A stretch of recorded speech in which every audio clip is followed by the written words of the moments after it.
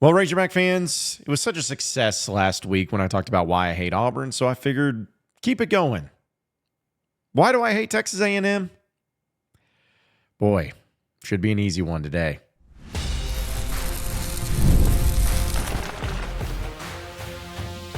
You are Locked On Razorbacks, your daily podcast on the Arkansas Razorbacks, part of the Locked On Podcast Network, your team every day. And welcome into the Locked On Razorbacks podcast. I am your host, John Neighbors. I am also the host of Inside Arkansas Live, which you can catch every weekday starting at noon on Inside Arkansas and InsideArkansas.com. Today's episode is brought to you by FanDuel. Place your first $5 bet, and you'll get started with $200 in bonus bets guaranteed. Visit FanDuel.com to get started. Hope everybody's having a wonderful Thursday as we are getting closer and closer to the Arkansas and Texas A&M game in Jerry World for the last time. Thank goodness. I think everybody's kind of over this game being down there. I'm going. I don't know why. Actually, I do know why, but it's still, there's just not been a very fun time down there for pretty much every year I've gone. So I'm going to be down there, and we'll see what happens, and we'll have a little chance to do a crossover tomorrow and talk more about Texas A&M. But since Auburn fans had such a gas with my thing talking about last, I guess it was probably, was it Wednesday? I was thinking it was Wednesday, where I was talking about how I hated Auburn and why I hated Auburn. Most people hopefully understood that it was more just for fun and, having some punches thrown a little bit, little jabs, but all in good fun. And I figured, I was like, well, I'll do the same for Texas A&M. Now, this one's a pretty easy one, for me at least. I'm not going to say that Texas A&M is the most hated team I have, but I hate them a lot. So here's some of the reasons why I hate Texas A&M. And I'm sure some of you probably know they're pretty obvious, but some of you probably will understand that there's still, probably some other things I even left out. But the first reason I hate Texas A&M is because for years and years and years, decades even, everyone looked at them weirdly. Like they didn't have any coolness about them. There was nothing cool about Texas A&M. It was more of a cult-like vibe, still is. But the worst thing that could have ever happened to Texas A&M was the combination of them joining the SEC while also having a player named Johnny Manziel win the Heisman. And Johnny Manziel is like the most not stereotypical Texas A&M person. And he made Texas A&M cool for a split second. Well, it's kind of like being that kid in elementary school that you're not, they're not cool. But then, that one time you let them sit at the cool table, then suddenly they think they're cool and they're just going to keep coming around. It's like, hey, you had that one time, man. You had that one joke that you made. It was pretty funny, but don't get too comfortable here. That's kind of what the vibe was. And so when that happened, it just became kind of over the top, and it took a while for them to get out of that mode and everything. So I really started hating them a lot more back then when things started getting going that way. And, the obvious stuff is, of course, the cult-like stuff that they do. Now, A&M fans, I'll admit, the media over there at A&M, the Tex Ags guys, they're some of the best people I know. I love Billy Lucci, David Nuno. They're awesome people. In fact, I feel like I'm probably most friends with A&M media people, if that makes sense. But I can't stand the fact that in college sports and in college football, folks, if you have to go and you have to take a class, essentially, to training on how to participate in the game, you're doing too much. You're doing way too much. Way too much. Say what you want about calling the Hogs and all the stuff with the Razorbacks and everything, but at least you can learn it like that. Like, it takes you about 5 minutes, and you learn it. And, it's pretty standard after that. But when I see all the amount of things of, this stuff and this and,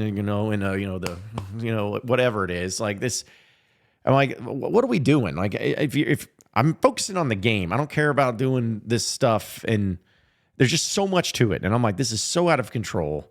People need to relax. But they are all into it. And it's just something where I feel like in most other sports, professional sports, college sports, whatever, if I didn't know anything about that team and that program's traditions and stuff like that, I could go in and at least fit in. You know what I'm saying? Like I could at least be like, okay, well, I don't know how to call the Hogs, but everyone's putting their hands up, so I'll just do that too. Like you at least figure it out. But there is zero chance that any person who's never been to a Texas A&M game walks into that and is just like fits in, because then they're just sitting there while everyone's swaying around and all that. So I just feel like that should not be college football. That's weird.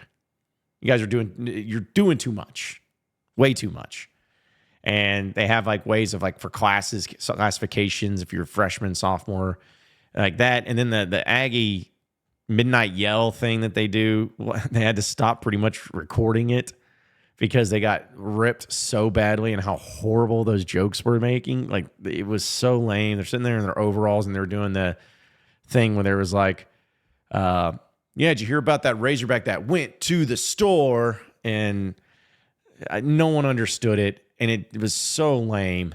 And it summed them up right there. Everyone's like, oh, well, this isn't how it always is. I'm like, no, it is. It's actually how it always is. You just didn't want it to get out, but it got out. And now it's a little problematic.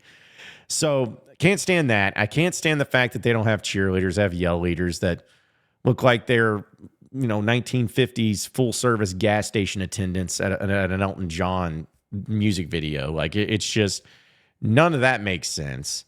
And like yell leaders, you're leading them and stuff, and they're dancing around and they're doing their towels and all that. Like that's annoying. All the cadets and whatnot. And I'm someone who really is hard on a lot of marching bands, Arkansas being one of them. But there is nothing I feel like that is more overrated than the Texas A&M band. I'm just going to be honest. I've heard some people even Razorback fans say, well, I really like that. I don't get it, man. They just march. They just march, and then they march in a line where they go, and everyone goes nuts. So it's like, okay. So very overrated there. I really don't like the dog, the collie. I just lost the collie's name. I should have known it. But the dog that they show, because I love dogs. I mean, I have a dog, and you can see his pictures around. His name's Rowdy. Great dog. But the thing is like, they show him on the big screen, and everybody goes nuts for A&M. Like it almost just like you saw a national championship winner up there. Or they're honoring the president. They go crazy whenever the dog's up there. I don't know why. Listen, I love Tusk. I love Tusk. It's a cool mascot. But when they show him on the TV, on the big screen, I don't think everyone's just going nuts. Like, oh my goodness, there he is. Don't understand that. Their uniforms are pretty terrible. I don't care for that. I don't care about their holy ground or sacred ground that you can't walk on campus and everything. I don't like that either. I don't like the fact that Arkansas's lost to him so many times. And I think that's probably what's made it worse, is like Arkansas's lost to him so many times. In almost all those games, Arkansas was either winning or should have won. But because they like to, piss their pants and fire a rocket and see it explode, like they just lose their minds. So I hate him for that reason too. I never liked Kevin Sumlin. Always had some run-ins with him at SEC Media Days. I always had a knack for pissing him off with my questions. I never understood that because I felt like my questions were really fair. Here's another thing too. This is more of a personal note, but you can find this in any fan base. But in my entire fandom, I've gone to road games in the SEC. I've gone to neutral site games, gone to bowl games, a lot of that. There's only been 2 occasions, though, in my entire life where I almost got into a physical altercation with an opposing team's fan simply because they were the opposing team's fan. And both occasions were against Texas A&M. Both of them were. And I was not about to have it. I was not happy about it, and it just irritated me. And it didn't happen, but I'm not saying I was like, oh, I'm a tough guy. Like, I don't want to get into a fight at a college football game. That's dumb. But the times I came closest, though, were against A&M. So there's something about them that just trigger me. I don't understand what any of their stuff is. I don't understand why they are such a big deal, but they have a huge following, a huge fan base, lots of money. And honestly, that is another thing about A&M that it kind of makes me mad in a weird way. I'm mad they're not good at like everything. Because I'm telling you right now, if Arkansas had the fan base size, the money, the facilities, all of that, and Arkansas literally wasn't that good in anything, or not bad in anything, but not great in anything, I would be pretty pissed off. Like, Texas A&M should be good in every sport. They should, far and away. And they're, like football, they're all right. Basketball, they're all right. Baseball, they went to the World Series in the finals when their coach left them. So, they're all right. It's another thing. It's just, you're wasting time. You're wasting time and wasting money and resources. So, I hate Texas A&M. I hate Texas A&M. I hate the Aggies.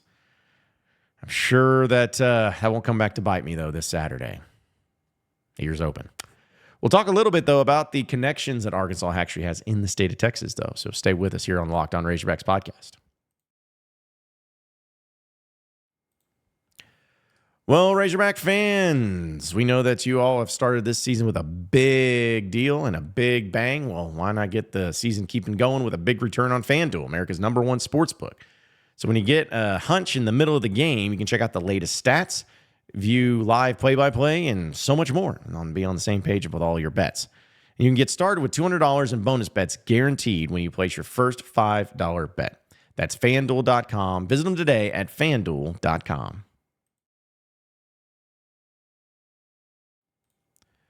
All right, so moving on into the next segment of the Locked On Razorbacks podcast. This is not going to come as any sort of surprise to any of you, but Arkansas actually has a lot of connections of their players on the team that are actually from the DFW, Texas area. Now, it's funny where the transfer portal has made it to so much to where it's just all over the place, man. Like, it's all over the place. Seeing people and where they're from in Texas, and you don't even realize that they're there, and then crazy things happen. But I was just looking at it, for instance, from Dallas alone, Andrew Armstrong, Jaquinton Jackson, and the no-fly zone Hudson Clark.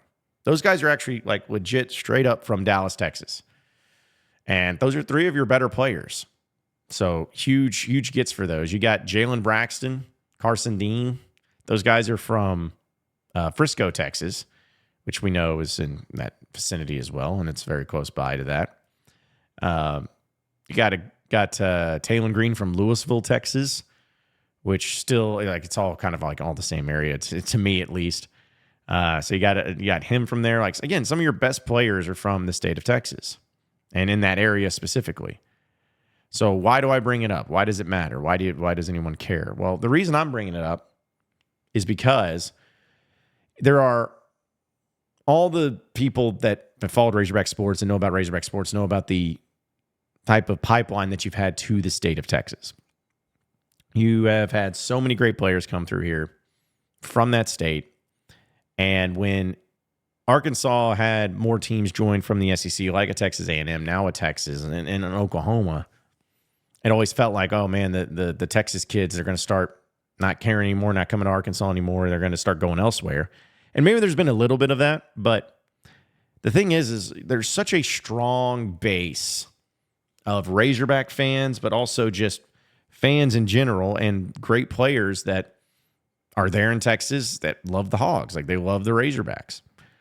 And a lot of these former players that move down there, they have kids, and they grow up as Razorback fans. A lot of people fly in for Razorback fans. So it's really cool to see that and continue to have that connection. I remember one of the first times when I was an adult actually going down to Dallas and thinking it was so crazy when I went to some of the local sports bars around there, seeing Razorback flags.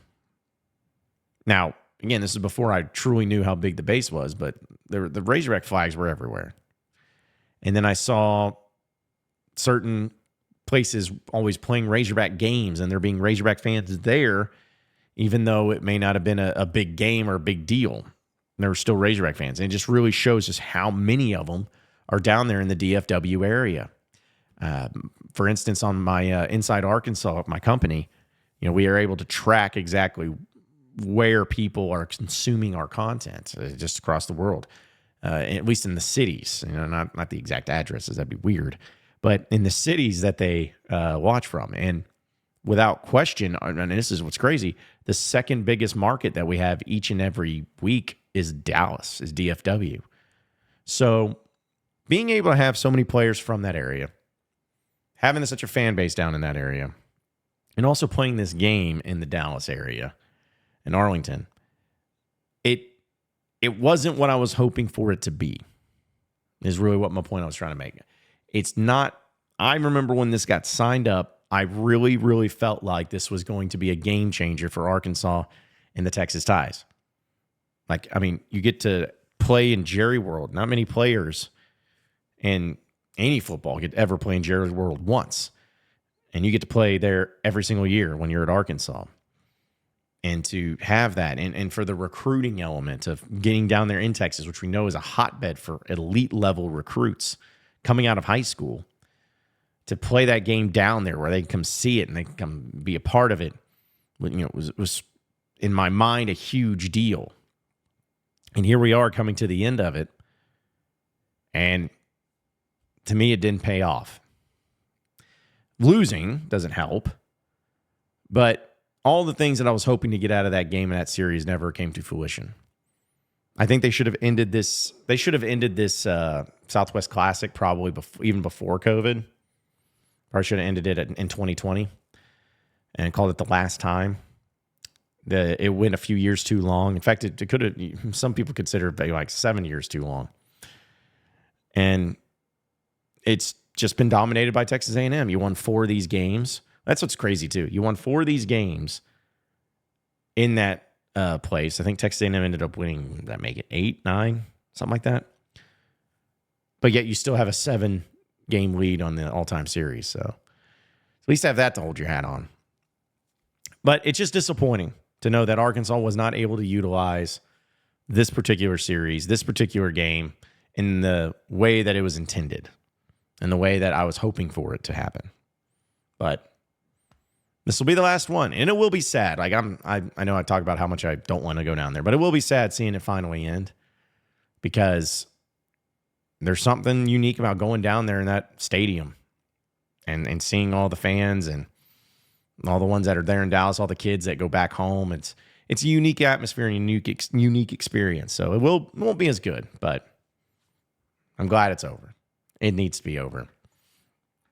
And let's hope Arkansas ends it on the right terms. Let's hope so. Get to the final segment here on the Locked On Razorbacks podcast here in just a bit. So stay with us here on the Locked On Razorbacks podcast. All right, folks. You remember Prize Picks, right? Of course you remember Prize Picks. Prize Picks we've had on Locked On before, and they are back. It is America's #1 daily fantasy sports app with over 5 million active members. Prize Picks is the easiest and most exciting way to play daily fantasy sports. All you do is pick more or less on 2 to 6 player stat projections and watch the winnings roll on in. For instance, you can win now 100 times your money on Prize Picks with as little as 4 correct picks. Prize Picks is the best way to get into the action in most states, including California, Texas, and even Georgia. Prize Picks also is the only real money daily fantasy platform with an injury insurance policy so that your lineups stay even if one of your players gets injured. Can't get a better deal than that. Players and stat types that you're selecting, highlighting your winnings for Prize Picks, how fun and simple the experience of playing the game is. All of those things are just going to be what you see and what you get out of there. It's going to be awesome. So download the Prize Picks app today and use code LOCKEDONCollege and get $50 instantly when you play $5. That's code LOCKEDONCollege on Prize Picks to get $50 instantly when you play $5. You don't even need to win to receive the $50 bonus. It's guaranteed. It's Prize Picks. Run your game. All right, so final segment here on the Locked On Razorbacks podcast. Now, this is kind of one that I know everyone's probably heard about and has been the talk of the town for the past 24 hours at least. about UNLV. And one of the main reasons I bring it up on this Razorbacks podcast is because of Barry Odom. Barry Odom is the head coach there at UNLV, started off to a great year of 3-0. And I have a really great respect for Barry Odom. We keep in touch, and he's an awesome dude. He's a really awesome dude. And I was really disappointed to kind of see what the story came out where UNLV starting quarterback Matthew Sluka, he just left the team, and he did it on claims of unfulfilled verbal NIL promises that were given by a UNLV coach, assistant coach. And this is a disaster. This is a disaster for everything and everybody involved. Because his agent, Marcus Cromartie, told ESPN that UNLV didn't come through on the verbal offer of $100,000 from an assistant coach. And also, the quarterback's father, Bob Sluka, said that the head coach, Barry Odom, later said in a phone conversation that the offer wasn't valid because it didn't come from him, but rather came from offensive coordinator Brennan Marion, who, of course, declined to comment. UNLV said in Wednesday's statement that Sluka's representative made financial demands upon the university and its NIL collective in order to continue playing. Jeez. It's just a nightmare. UNLV, they said that they've conducted their due diligence and will continue to operate within the programs of the NCAA and the regulations. The UNLV's collective did pay Sluka one $3,000 fee for an engagement he attended this summer. And then they also said that there was no formal NIL offers made during Mr. Sluka's recruiting process. And the collective did not agree to any NIL offers while he was a part of the team, aside from the completed community engagement over the summer. So here's the rub on this, man. Everybody's going to have their own opinion on it, and you're going to side with one way or the other. I think we all can agree that this is disastrous, and I think somebody tweeted it out, which was a perfect analogy. It's kind of like these NIL deals are like drug deals gone wrong. Like, who are you going to go get mad at? Who are you going to argue about? Like, if something goes wrong, what are you going to do? Because nothing's going to be in writing, because they can't do that. It's not legal. And if you come out and you talk about this stuff, that means you agreed upon to something that was illegal. That's going to harm your chances of going to another team or getting that money ever. So, I mean, there's just a lot of there's a lot of moving parts to all of this, man. And I hate it for Coach Odom. I really do, because call it bias or whatever. I just don't think that he had the involvement in this. And in fact, it sounds like he didn't. It sounds like his offensive coordinator was the one that was involved. And I just don't get why he would offer him that type of money. I mean, he wasn't some type of big time player when he was transferring in. He was fine, but it's just really disappointing for the NCAA, for college sports in general, because this is just what it's become. It's what's become. And I felt like there was going to be, at some point in time, the floodgates were going to open, and this was going to be a problem. Like, this was going to be an issue. I just was wondering when it would be. But I do know this for a fact, folks. This type of stuff actually goes on all the time. The only difference is that this became public. Any other occasions, like, this isn't a thing. Like, it's just not. But due to it becoming public, now it's a story. But there have been players that have held out of practices. There have been players that have made demands. There have been players that have threatened to leave and enter into the transfer portal if their demands were not met. It happens a lot, and it's unfortunate, but it's the name of the game. I want players, I want student athletes, I want everybody to be able to make name. I've said from the beginning, making money on your name, image, and likeness is something that should be done no matter where you're at. Like, no matter what you're doing, if you are somebody that can make money on your own name and on your own image and on your own likeness, you should be able to do it. No questions asked and no cap on how much money you're going to get paid. But just like everybody knew when this got opened up, this was not going to be about name, image, and likeness. It's going to be about pay for play. Simply what it came down to. And that's why, as much as people may not like to hear it, this is why it really needs to get to quick, fast, in a hurry, to where programs are just paying for players and they're getting contracts and they're becoming employees. Like, that's the way it has to be. That's the way it's going to fix this nonsense. because then things are in writing, things are legal, and things are done the right way. But until that happens, this is the type of crap that I guess we're just going to have to deal with. But again, I hate it. I hate it for everybody involved.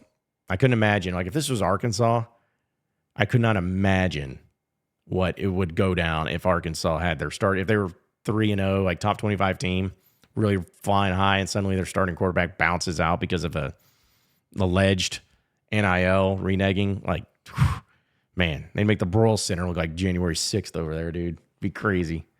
But I'm just hoping it all gets cleared up, and I'm hoping this is the type of stuff that doesn't continue to happen. But I guess we'll have to wait and see. Appreciate everybody listening in and watching into the Locked On Razorbacks podcast. Be sure to like and subscribe to the podcast on iTunes or on Google Play. You can also get after me on Twitter at John Neighbors Show for any questions, comments, concerns that you may have. We'll keep it going from there. Same podcast time, same podcast channel tomorrow afternoon. Have a great day, everybody. We'll see you then.